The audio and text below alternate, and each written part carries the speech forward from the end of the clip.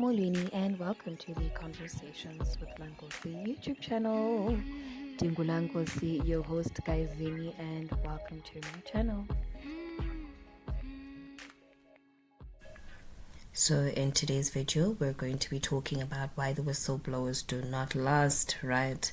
Now, throughout history, whistleblowers have played a crucial role in exposing corruption, corporate misconduct, and the wrongdoings of government. But for some reason in our country, their stories are often met with tragedy and frustration. So let's get into why the blowers don't last. Now, before we get into that, here's a definition for what makes a whistleblower. Now, whistleblower is a person or group within an organization who communicates wrongdoing to an authority or the media. Now, there you go. At least mind you, we're all on the same page.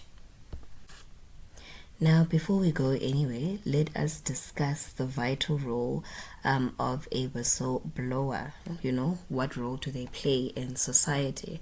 First and foremost, whistleblowers are people who expose corrupt activities, individuals, dealings, which places them in a very vulnerable position because, they chose to expose any wrongdoing within an organization or institution. Ne?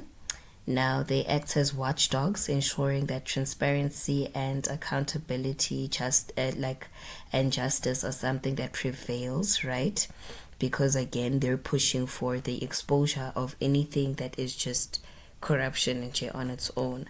Now, whistleblowers have shed light on some of the world's biggest scandals. However, in other countries, doing so comes at a steep price. Now, despite every person in South Africa having the right to a local government that functions well by ensuring that we are provided with basic service delivery without a hassle, corruption has made it impossible by defeating the chance of government ever being able to fulfill its role in the delivery of basic services. Whistleblowers are important for the uprooting of such ills because a whistleblower exposes the rot in the system. However, their fearless deed is often met with negative outcomes, putting their lives and the lives of their families in danger. Now, imagine being punished for doing the right thing. Now that we know, let us get into why South Africa is a nightmare for the whistleblower. Ever since the fall of the apartheid regime, South Africa has taken progressive steps with regards to the establishment of democratic institutions, when it comes to fighting corruption and safeguarding human rights. But they may have failed with maintaining how these establishments are obviously administered seeing that they are far from achieving what those institutions and establishments were created for. Now, exposing corruption in South Africa remains a dangerous mission to embark on. Numerous cases demonstrate a grim reality, right? And so whistleblowers in South Africa are, they're met with, being silenced for coming out. They are harassed and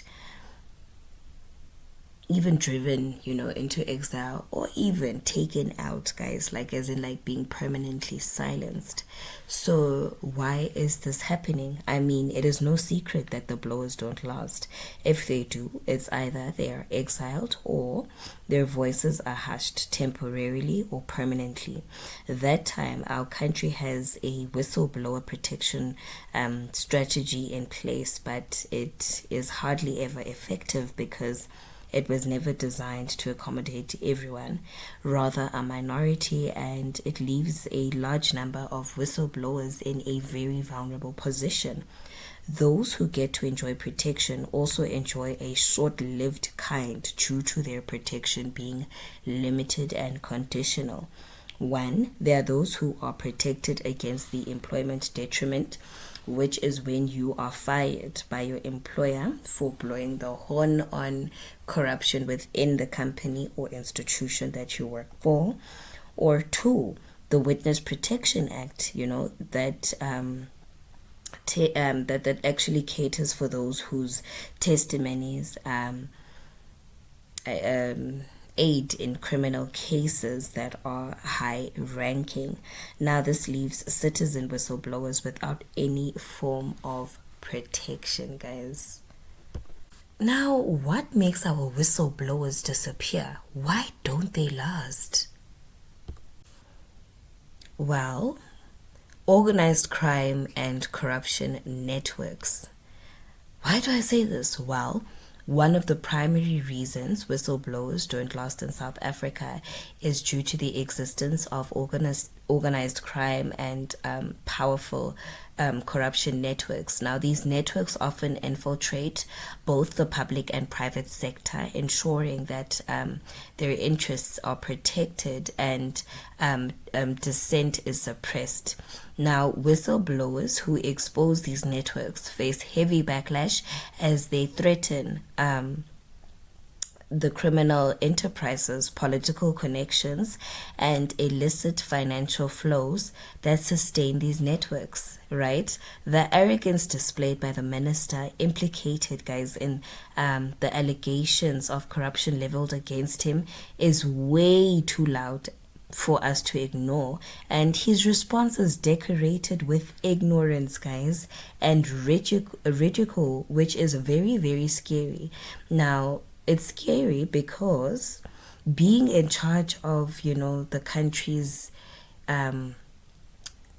security, basically, and the police is a title that one cannot try to, how do I make this not sound as if I'm coming for this guy? Okay, you know what, let me just continue with this video because La Tata, you know that man. Okay, you know what, anywho, this is rather scary due to the fact that crime has gone up under him.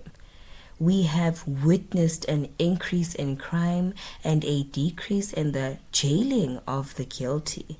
Now, how are we to have faith in a minister who is seriously implicated in things that weaken the public's trust in the state? Oh, another fundamental issue lies in the lack of robust whistleblower protection laws, guys. That's what I mean when I say ineffective whistleblower protection laws.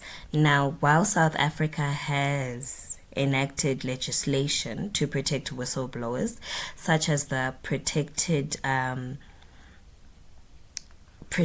Disclosures Act or Protection Disclosure Anti-Kosho, but I think it's the Protected Disclosures Act of 2000.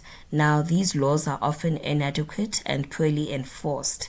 Consequently, whistleblowers find little protection or support when they speak up against corruption, leaving them vulnerable to the retaliation of the people that are behind the allegations, right? The people that are guilty of the wrongdoings, ne?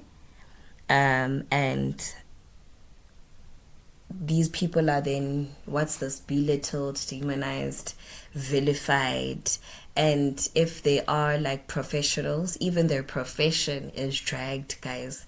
And I'm not making this up. We have seen this with okay, I'm gonna mention her later on. The doctor who blew the whistle on the Life Estimini tragedy, and also of current, we've seen this with Patricia Mashale, who is the SAPS whistleblower.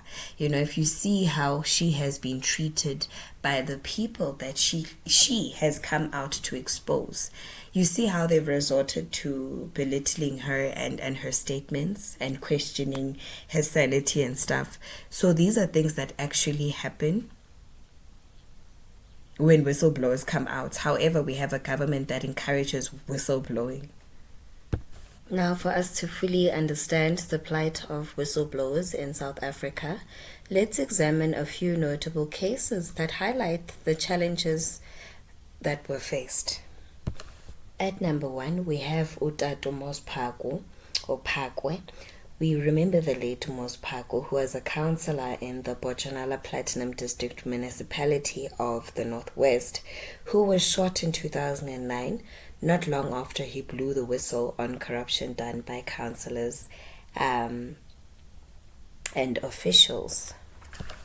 We also have Utato Sindiswa Magaka, We remember the late Sindiso Magaqa as an ANC councillor and the former SG of the ANC Youth League, who was shot in 2017 while parking his car at his home in Umzimkhulu, not long after he blew the whistle on corruption within the municipality.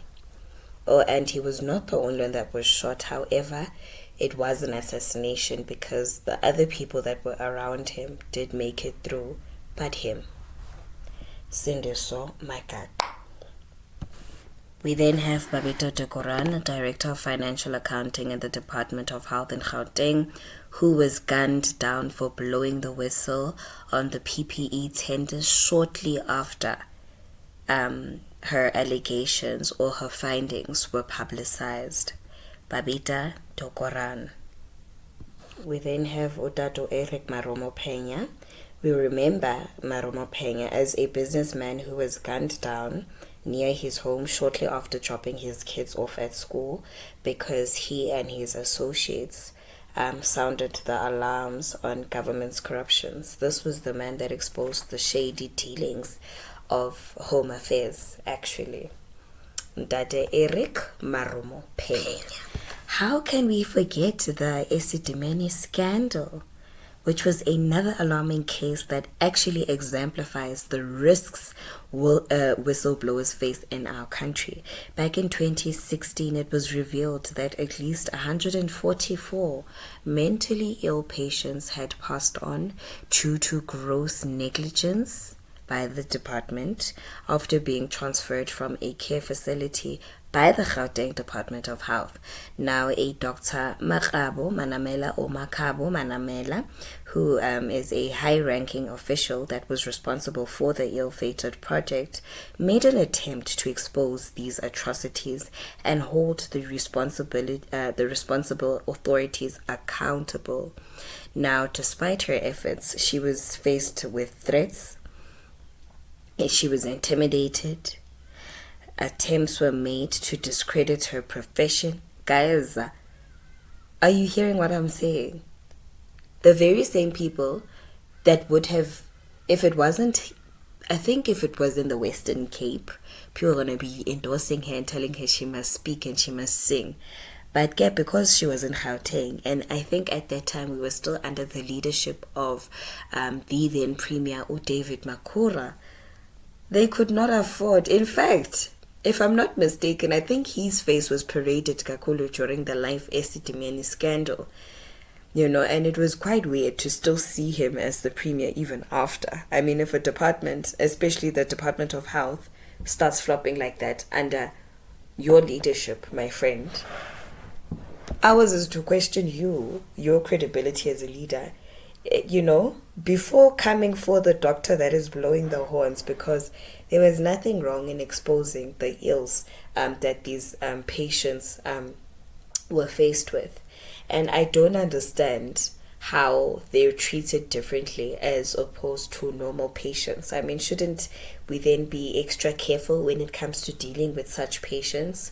So if you're going to have a body count of 144, and these are people that did not make it through, then we must question you and everything that you're doing as a department. But also it makes us question how the Department of Health in general actually deals with mentally challenged patients. Literally, the Life Esidimeni scandal is something that I don't think I'll ever get over, because I was in high school, 40, when this happened. Hey, and my economics teacher made sure, that she would talk about this, because what in the new dawn was happening at that time?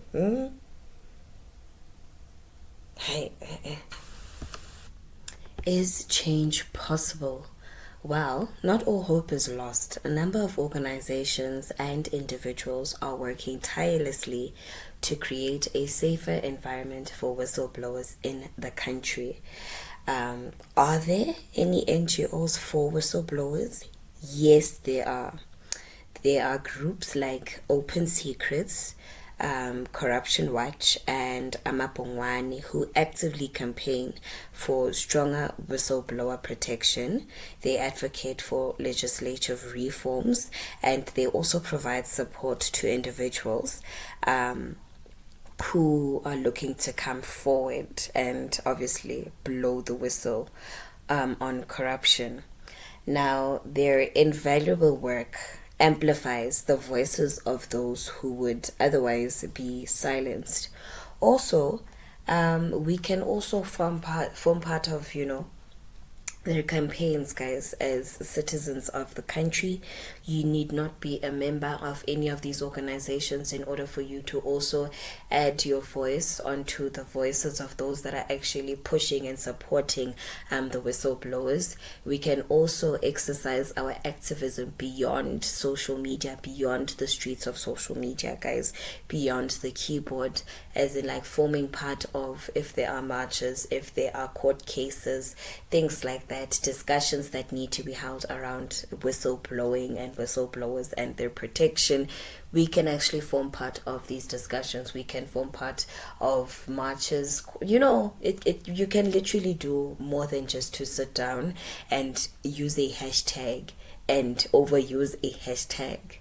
Because, I mean, guys, Mam Patricia Mashale's case, for me, her having to go into exile in her own country for blowing the whistle on corruption within the SAPS is scary. It is scary, so we really need to look out for one another, because clearly we're on our own in this instance. The elites, the politicians, and an ent are only looking out for one another. They're looking out for each other. That time, these people are in charge of ensuring that we are protected. These are the people that form part of serious discussions pertaining the country's intelligence, but they fail to protect our whistleblowers. The whistleblowers that we spoke of, the ones that we mentioned earlier on in the video, could still be alive if active measures were taken to ensure that they are protected, because they were coming with serious information, guys. And yet there are no more. And it's very scary and disturbing how when these whistleblowers pass away, it becomes an airtime competition between government officials, parliament, you name it. All of a sudden, people care about whistleblowers. Oh, whistleblowers this. Oh, whistleblowers this. But nothing is being done going forward. So I think it's about time they also stop having discussions and start implementing. It's not as if the organizations that I mentioned are not doing anything and they haven't pushed for anything to happen in parliament. They have been talking, they have been pushing, they have been gunning for change when it comes to your Witness Protection Act and the rules, that protect whistleblowers. But it's as if it falls on deaf ears. And this is the thing, I don't know why, but every time something is taken to parliament, guys, it takes time for it to happen, or it never happens at all. Now, that concludes today's video about why the whistleblowers don't last. The journey of a whistleblower is daring and met with obstacles. The stories we touched on today reveal a deep-seated issue that requires attention from society, from government, and also the international audience. I hope that you found today's video informative. Please do click on the subscribe button or light the notification bell so that you do not miss out on any new uploads. Also, please do go and visit the Nkosi Rights blog. I also have an article on this that I actually have there. I will provide you with the link. In fact, you'll find the link in the description box below. Hey, find it YouTube. Anyways, you'll find the link in the description box below to the blog and the podcast. With that being said, thank you so much. Nkosi once again for lending an ear and your eyes. Now do not forget to click on that subscribe button, light the notification bell so that you do not miss out on any of our new uploads. Diyanithanda kakhulu zithandwa.